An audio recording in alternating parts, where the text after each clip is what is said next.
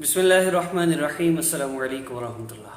آج کی ویڈیو میں آپ کو مال و دولت کے حوالے سے، مال و دولت کی فراوانی کے حوالے سے میں بہت سی امپارٹنٹ باتیں، صرف 3 باتیں جو نبی علیہ الصلوۃ والسلام نے ایک صحابی کو فرمائی، اللہ رب العزت نے ان کو مالا مال فرما دی، کہ میں بتاؤں گا، لیکن اس سے پہلے میں آپ کو ایک واقعہ سناؤں گا۔ ایک بندہ کا یہ یقین تھا کہ اللہ جو بھی کرتا ہے اس میں خیر ہوتی ہے۔ اب اللہ کی شان دیکھیں، ایک دن اس کا گدھا مر گیا، بیوی بڑی پریشان، اس نے بیوی کو تسلی دی کہ اللہ رب العزت جو بھی کرتے ہیں اس میں بندے کے لیے خیر ہوتی ہے۔ وہ بیچاری چپ کر گئی۔ اگلے دن کتا مر گیا، بیوی نے پھر کہا دیکھو کسی نے کچھ کر دیا ہے، کسی دشمن کا کچھ کیا درا ہے، کوئی جادو ٹونا کرا ہے، کوئی نہ کوئی مسئلہ ہے ہمارے ساتھ۔ ان نے کہا اللہ کی بندی ایسی باتیں نہیں سوچتے، ایسا نہیں سوچتے، اللہ رب العزت جو چاہتے ہیں وہی ہوتا ہے اور اس میں خیر اور برکت ہوتی ہے۔ اگلے دن گزرے 2 دن تو ان کا مرغا بھی مر گیا۔ اب تو بیوی کو بڑا غصہ آیا، کہتے ہو اس میں خیر ہوگی، ہماری ہر چیز مرنے میں خیر ہے، گدھا مر گیا تو خیر، کتا مر گیا تو خیر، اب مرغا مر گیا تو بھی خیر۔ تو کہنے لگی اب پھر تیری باری ہے یا پھر میری باری؟ اس نے کہا اللہ کی بندی اس میں بھی خیر ہی ہوگی۔ وہ چیختی چلاتی رہی جس طرح بیویوں کا کام ہے۔ اللہ اکبر، بیویوں کا کام ہے چیخنا چلانا، برداشت کرنا پڑتا ہے، بچے بھی تو چیختے ہیں۔ جب عقل پختہ نہیں ہوتی تو بیویاں بھی چیختی چلاتی ہیں، اس لیے نبی علیہ الصلوۃ والسلام نے انہیں ناقصات العقل فرمایا۔ تو ہمیں قطعاً غصہ کرنے کی ضرورت نہیں ہے، ان کے شور کو برداشت کر لینا چاہیے۔ 2-3 دن گزرے، رات کو یہ میاں بیوی سوئے تو اس گاؤں کا کچھ قبیلہ والوں کے ساتھ دشمنی کا معاملہ تھا، جوانوں کو قتل کر دیا، عورتوں کی عزت لوٹی، اسے عزتیں لوٹی، پوری بستی کو تباہ و برباد کر دی۔ مگر اللہ کی شان، یہ میاں بیوی سوئے رہے، انہیں پتہ ہی نہ چلا۔ صبح جب وہ اٹھے ساری بستی کو اجڑا دیکھا تو حیران پریشان کہ کیا ہوا۔ پتہ چلا کہ دشمنوں نے کارروائی کی۔ کچھ دن کے بعد کسی نے دشمنوں کی بات پہنچائی کہ تم نے پورے گاؤں والوں کو لوٹ مارا، مار ڈالا، لیکن 2 میاں بیوی تو بچ گئے۔ انہوں نے کہا اصل وجہ یہ تھی کہ ہم نے جب ادھر حملہ کیا تو کسی گھر میں سے گدھا بولا، کسی گھر میں سے کتا بولا، کسی میں سے مرغا بولا، تو جدھر سے کوئی بولتا رہا ہم سمجھتے رہے کہ ادھر گھر والے ہیں، ہم ان کو ختم کرتے گئے۔ ادھر سے کوئی آواز ہی نہیں آئی، ہم نے سمجھا کہ شاید گھر والے بھاگ گئے، اس طرح ان کی جانیں بچ گئیں۔ اندازہ لگائیے جو کچھ اللہ رب العزت کرتے ہیں اس میں کوئی نہ کوئی خیر پوشیدہ ضرور ہوتی ہے، خواہ بندے کی عقل وہاں تک پہنچے یا نہ پہنچے۔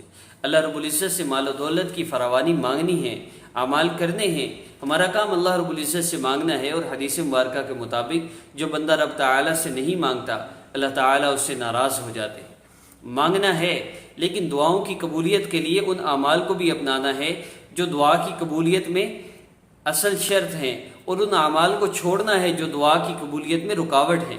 اگر آپ جاننا چاہتے ہیں کہ کون سے اعمال دعا کی قبولیت میں افیکٹو ہیں اور کون سے دعا کی قبولیت نہ ہونے میں رکاوٹ بن رہے ہیں، تو اس ویڈیو کے ڈسکرپشن میں دعائیں قبول نہ ہونے کی بیسک وجہیں یا دعائیں قبول ہونے کی بیسک انسٹرکشنز، اس میں دعا کی ارکان کیا ہیں، دعا کی شرائط کیا ہیں، کون سے اعمال نہیں کرنے، کن آداب کے ساتھ دعا کرنی ہے، وہ سارا اس 10 منٹ کی ویڈیو میں نے بتایا ہے۔ آپ اس ویڈیو کو ضرور دیکھ لیجئے گا اور اس کے بعد آپ یہ عمل کیجئے گا، تو مجھے اللہ کی ذات سے یقین ہے انشاءاللہ بندہ اللہ کے سے جیسا گمان رکھتا ہے اللہ ویسا فیصلہ فرماتے ہیں۔ آپ بھی گمان رکھیں کہ اللہ آپ میرا مسئلہ آپ ضرور حل فرما دیں گے۔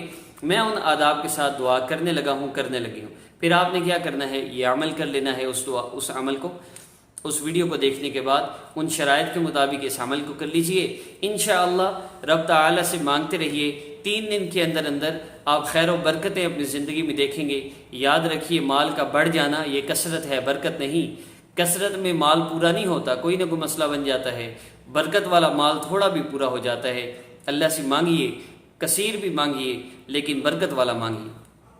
اب بات کرتے ہیں عمل کی، تو عمل کیا کرنا ہے؟